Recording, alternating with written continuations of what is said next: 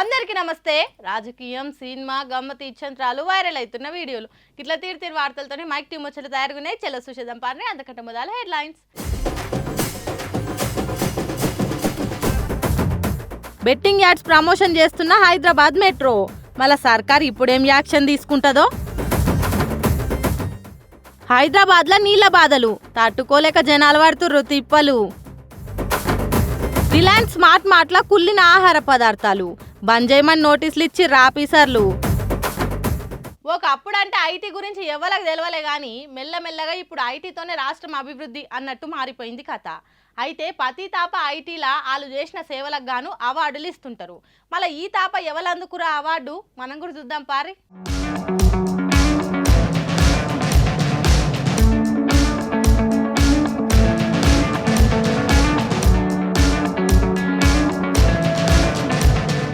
మనం చేసే పనికి గుర్తింపు వస్తే ఆ ఆనందమే వేరు. అట్లనే 2024-25 సంవత్సరానికి మన తెలంగాణ, ఆంధ్రాకు ఐటీ తరపున చేసిన సేవలకు గాను మన Mic TV chairman Annapareddy Appireddy సార్కు ఈటీ ఇండస్ట్రీ అచీవర్స్ అవార్డు దక్కింది.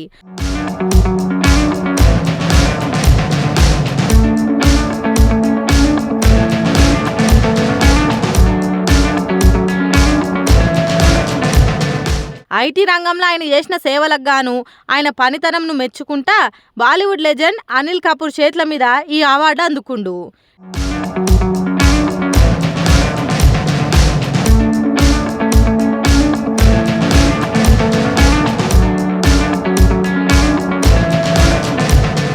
మీరు ఇటువంటి సేవలు ఇంకా మస్తుగా చేసి ఎంతోమందికి ఉపాధి కల్పించి అలా బతుకులను మార్చే దేవుని లెక్క ఎప్పటికీ ముందుండాలని మన మైక్ టీవీ తరపున కోరుకుంటున్నాం సార్. మళ్ళీ పారి మీకు కంగ్రాచులేషన్స్.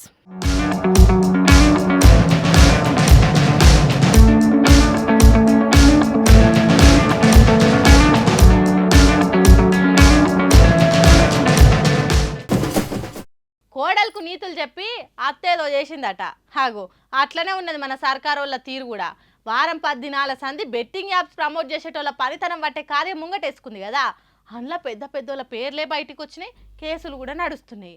అంత మంచి పని చేసిరు అని సర్కార్ను మెచ్చుకునే లోపట్నే గీ కథ బయటపడ్డది. ఇక అదేందో మీరే చూడరాదు రే.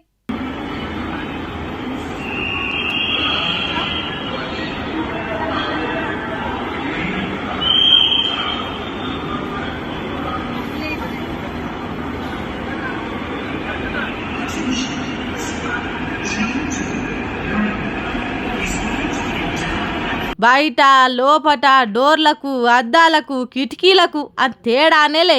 ఏడ జాగ దొరుకుతాడ ముద్దుగా అంటబెట్టిరుగా పోస్టర్లు. ఇంతకు అవేంటి అని చూస్తుర్రా?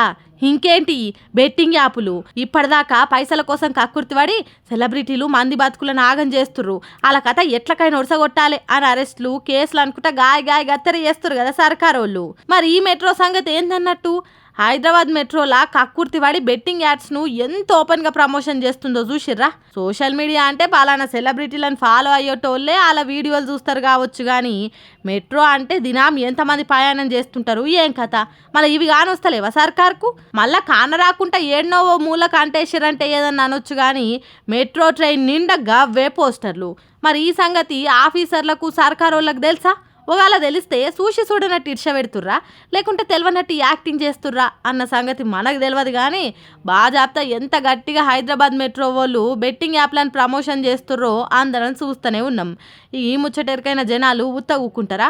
అంత హడావుడి చేసి సెలబ్రిటీలను ఎట్లయితే కేసులు బుక్ చేసి అరెస్టులు చేస్తుర్రో ఈ మెట్రో వాళ్ళ మీద యాక్షన్ తీసుకోర్రి.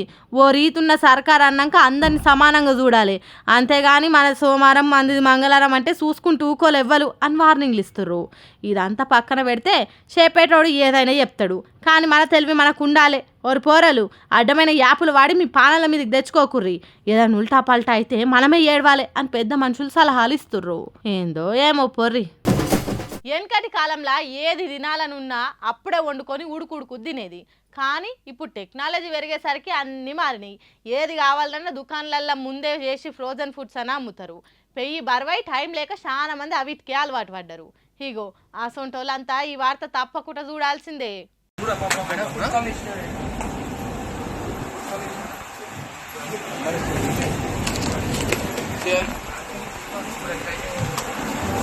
ఎవరు దీని మేనేజ్మెంట్ మీరేనా మేనేజర్?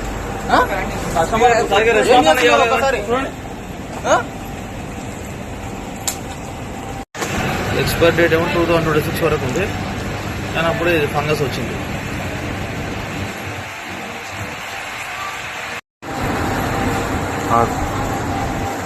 ఇట్లా బూజు పట్టింది, ఎట్లా తిని ఎట్లా కావాలి పబ్లిక్ ఏంది రిలయన్స్ వాళ్ళది యారాజకం ఏంది కథ ఏంది? మీరు అసలు ఏమైనా చూస్తున్నారా, పట్టించుకుంటున్నారా? ఇంతకు కస్టమర్లు ఇట్లాంటివి కొని ఏం కావాలి? ఫుడ్ కలెక్టర్ ఉన్నాడు, ఫుడ్ ఇన్స్పెక్టర్ కంప్లీట్ చేస్తాం మేము. ఇంకొకటి అప్పుడే పురుగులు ఎక్కువ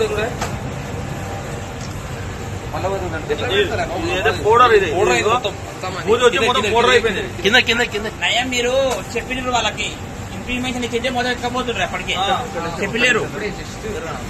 చెప్పకముందే వీడియో తీసుకున్నాం, మీరు వచ్చినాక మళ్ళా వీడియో తీసుకున్నాం. కానొస్తున్నాయా కింద ఏం బారేసిర్రు? ఫ్రిడ్జ్లోకెళ్ళి తీసి కవర్ ఇప్పి చూపిస్తుండగా చూసిర్రా ఎంత చక్కదనంగా ఉన్నాయో? అవేంటియా అని గుడ్లు అప్పగిచ్చి చూస్తుర్రా? అవే మీరంతా నోర్లు ఎల్లబెట్టి ఆర్డర్ల మీద ఆర్డర్లు ఇస్తుంటారుగా. గా పిజ్జాలే పొద్దున లేచిన కాడికెళ్ళి పండే రాత్రి దాకా చాలా మంది వీటినే తింటుంటారు. అందుకే వీటికి బాగా గిరాకీ పెరిగి ముందుగానే తయారు చేసి వీటిని చల్లా ఫ్రిడ్జ్లలో పెట్టి స్టోర్ చేసి అమ్ముతున్నారు. అట్లా స్టోర్ చేసి డేట్ అయిపోయినా కూడా చూసుకోకుండా అట్లనే పెట్టి అమ్ముతున్నారట వనపర్తి జిల్లా కేంద్రంలో ఉన్న రిలయన్స్ స్మార్ట్ మార్ట్ల. ఇట్లనే మార్ట్లకు వచ్చిన కస్టమర్ ఒకరు గిది కథ సార్, అవన్నీ డేట్ ఒడిచిపోయినాయి, మీరు చూసుకోరా, అట్లా ఎట్లా అమ్ముతారు? తెలియని వాళ్ళు అట్లనే కొనుక్కపోయి వండుకొని తింటే ఏంది పరిస్థితి? చిన్న చిన్న పిల్లలు కూడా తింటారు అని నిలదీస్తే ఓనర్ సాబు జర ఎక్కువ తక్కువ సమాధానం చెప్పిండట.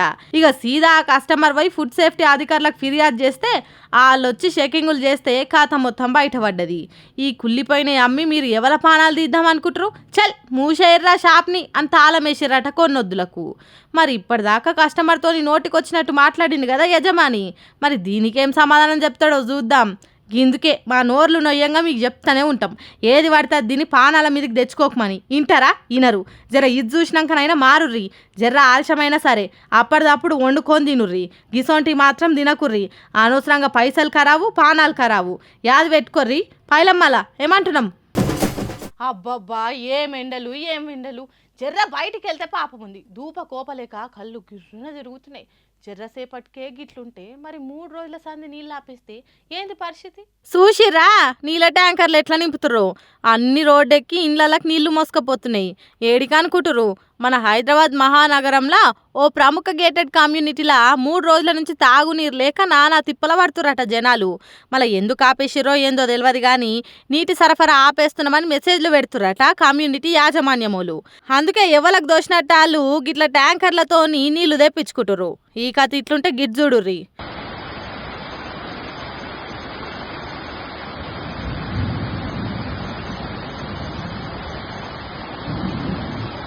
రోడ్లు బుస్సుమని ఎట్లా వంగుతున్నాయో కదా.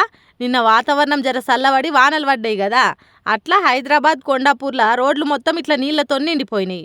ఓ దిక్కు తాగే నీళ్లు లేక జనాలు తిప్పల పడుతుంటే వానలు కొట్టి ఆ నీళ్లు మొత్తం రోడ్ల మీద వాడుతున్నాయి. ఇన్ని నీళ్లున్నా అవి తాగనికి పనికి రాకపాయే. ఏందో ఏమో ప్రకృతి ఆటలు. ఇది మనుషులు చేసే తప్పిదాలా లేకుంటే ప్రకృతే ఇట్లా ఆటలాడుతుందా తెలియదు కానీ జనాలు మాత్రం నీళ్లు లేక నానా తిప్పల పడుతుర్రు. ఈ ఎండాకాలం వచ్చేదాకా ఈ నీళ్ళ గోసలు తప్పేటట్టు లేవు కదా.